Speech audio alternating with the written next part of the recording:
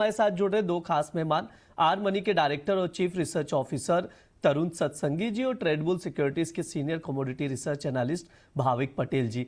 आप दोनों का बहुत बहुत स्वागत है सर द बोनस में। Good morning sir. Good morning Preet जी।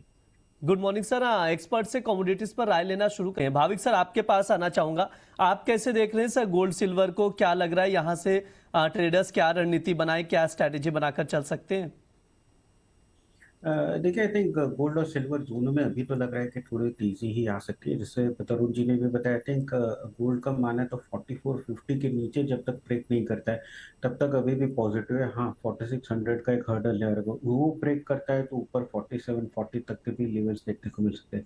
वहीं चांदी की बात करें तो आई थिंक चांदी में 7970 का एक स्ट्रॉन्ग हर्डल है, अगर वो ब्रेक करता है तो हमें $84 तक देखने को मिल सकते हैं।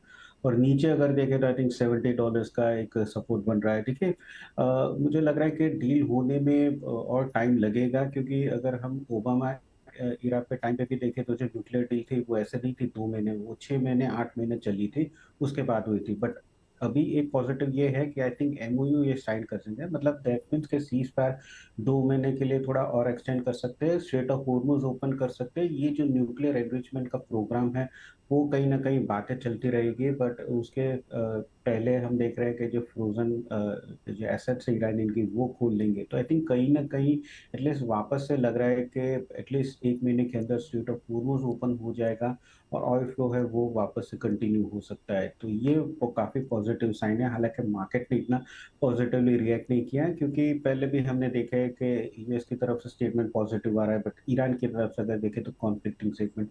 बट अब की बार अगर देखें तो यूएस से तो पॉजिटिव आ रहा है, बट ईरान की तरफ से भी कॉन्फ्लिक्टिंग या नेगेटिव स्टेटमेंट नहीं आ रहा है, जो मार्केट को लग रहा है कि शायद कहीं ना कहीं एटलीस्ट एमओयू तो डेफिनेटली स्टार्ट होगा और ओपन भी हो सकता है नियर टर्म में स्ट्रेट ऑफ होर्मुज। इंट्राडे मुझे लग रहा है कि आई थिंक बाय करके चलना चाहिए, बट मिनी कॉन्ट्रैक्ट थोड़ा ज़्यादा बेहतर रहेगा। तो गोल्ड मिनी जून कॉन्ट्रैक्ट 157,600 के करीब अगर मिलता है तो बाय करके चल सकते हैं 158,500 के टारगेट के लिए, और 157 का स्टॉप लॉस रहेगा।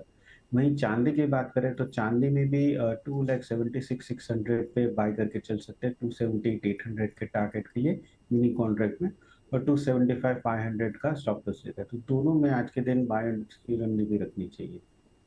ठीक है, बाय करने की सलाह दी जा रही है। ट्रेडिंग कॉल स्क्रीन पर है, एक बार मैं दोहरा दे रहा हूं, आप लोग नोट डाउन करके चल सकते हैं। सिल्वर मिनी जून कॉन्ट्रैक्ट 2,76,600 पर लॉन्ग करके चल सकते हैं। 2,78,800 तक के टारगेट के लिए 2,75,500 का स्टॉप लॉस लगाएं। इसके अलावा गोल्ड में भी बाइंग की ही सलाह दी जा रही है।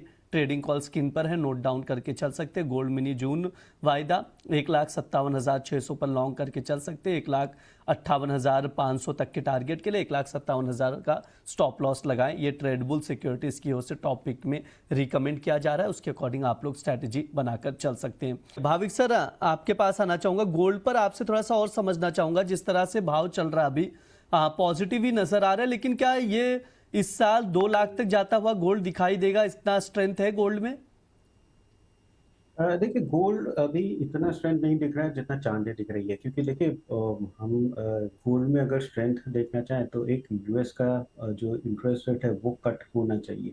बट अभी के लिए जो फेड नए फेड के चेयरमैन आए उन्होंने तो बोला है कि शायद नेक्स्ट जो रेट आएगा तो वो हाइक आएगा, और मार्केट भी एंटिसिपेट कर रहा है कि दिसंबर में एटलीस्ट क्वार्टर मतलब 25 बेसिस पॉइंट रेट हाइक हो सकता है। क्योंकि देखिए, स्ट्रेट ऑफ हॉर्मुज भले ही ओपन होती है, बट अगेन क्रूड के प्राइसेस है वो तो थोड़े एलिवेटेड ही रहने वाले हैं, क्योंकि प्री वॉर प्रोडक्शन आने में 3 या 4 महीने में, तब तक महंगाई जो है वो ऊपर ही रहेगी, जिसकी वजह से फेड के ऊपर थोड़ा दबाव आएगा।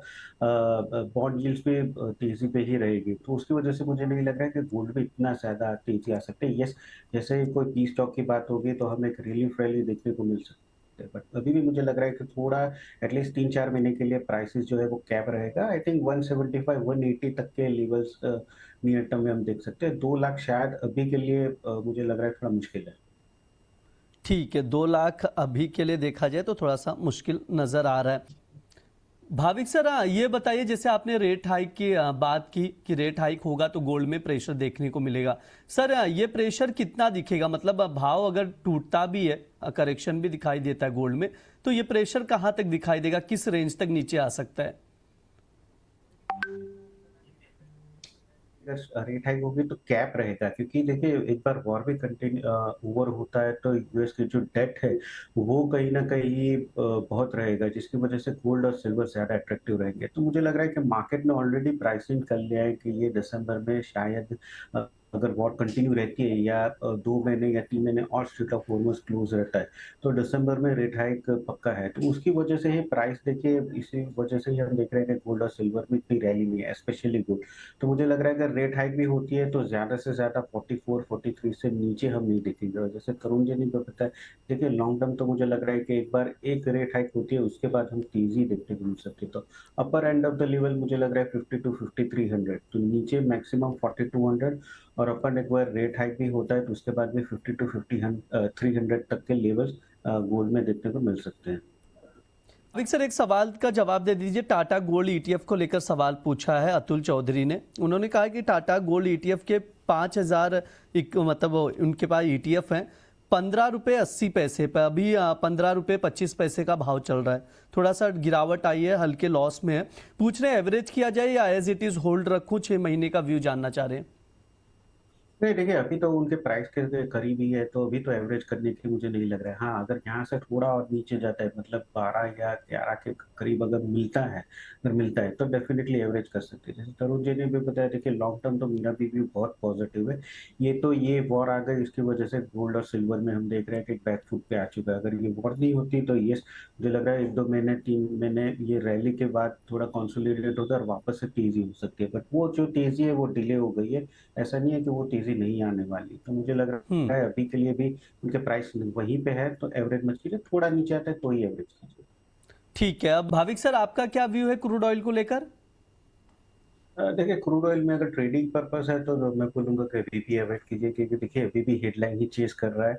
बट जैसे तरुण जी ने भी बताया, मुझे लग रहा है कहीं ना कहीं अगर स्ट्रेट ऑफ हॉर्मुज़ ओपन होता है तो ये सर्विस नीचे रिएक्शन तो डेफिनेटली आएगा और थोड़ा प्राइसेस दबाव में रहेगा। मैं एक्सपेक्ट कर रहा हूँ कि जो WTI वो अराउंड 85 से 80 के बीच में अगर ओपन होता है तो आ सकता है। और वही ब्रेंट की बात करें तो आई थिंक ब्रेंट 88 से 92 के बीच में आता है। देखिए 85 के नीचे जब तक ब्रेंट नहीं जाता है या $80 के नीचे WTI नहीं जाता तब तक कोई भारी गिरावट नहीं लग रही है। बट अभी के लिए लग रहा है कि यस, मार्केट में थोड़ा, क्योंकि ये पी स्टॉक्स का पॉजिटिव जा रहा है तो थोड़ा तो क्रूड में दबाव रहेगा। बट कहीं भी कोई भी न्यूज आएगा कि पी स्टॉक्स थोड़ा कोलैप्स होने वाले हैं या इतना नहीं मान रहा है तो हम वापस एक तेजी देखने को मिल सकते हैं। तो डेफिनेटली अभी के लिए तो मैं बोलूंगा कि अवॉइड कीजिए, क्योंकि मार्केट में काफी अनसर्टेनिटी है। जी बिल्कुल, मार्केट में काफ़ी ज़्यादा अनसर्टेनिटी है, तो थोड़ा सा अवॉइड करके भी क्रूड ऑयल चल सकते हैं। सर, आपका क्या व्यू है, कैसे देखते हैं नेचुरल गैस को? और कोई ट्रेडिंग कॉल है क्या भाविक सर आपकी तरफ से नेचुरल गैस में? वेल, इंट्राडे में बाय की रिकमेंडेशन करूंगा। देखिए प्रीवियसली हम देख रहे थे 275 के ऊपर सस्टेन नहीं करा था, अब देख रहे थे 275 का वो ब्रेकआउट दिया है और अब एक 275 278 सपोर्ट जोन आ चुका है। अभी अगर हम देखें तो यूरोप जो है वो भी इन्वेंट्रीज अभी विंटर के लिए चालू होने वाली है, तो वो यहाँ से रैंप अप करेंगे। दूसरा अगर देखें तो यूएस में भी अभी जो गर्मी सीजन है वो स्टार्ट हो गई है, तो कूलिंग डिमांड भी स्टार्ट हो गई है। हालांकि प्रोडक्शन अच्छा है, बट कहीं ना कहीं मुझे लग रहा है आगे जाके नेचुरल गैस के जो प्राइसिंग है वो थोड़े और तेजी देखने को मिल सकते हैं। तो इंट्राडे डेफिनेटली अगर कोई करेक्शन मिलता है 275 के करीब तो 282 के टारगेट के लिए बाय कर के चल सकते हैं। 271 का स्ट्रिक्ट स्टॉप लॉस रहेगा। ठीक है, सर की तरफ से नेचुरल गैस में खरीदारी की सलाह दी जा रही, तो उसके अकॉर्डिंग आप लोग देख सकते हैं। स्टॉप लॉस ज़रूर लगाएं नेचुरल गैस में। काफ़ी ज़्यादा उतार चढ़ाव भी है, तो इस चीज़ का हमेशा आप लोग ध्यान रखिए।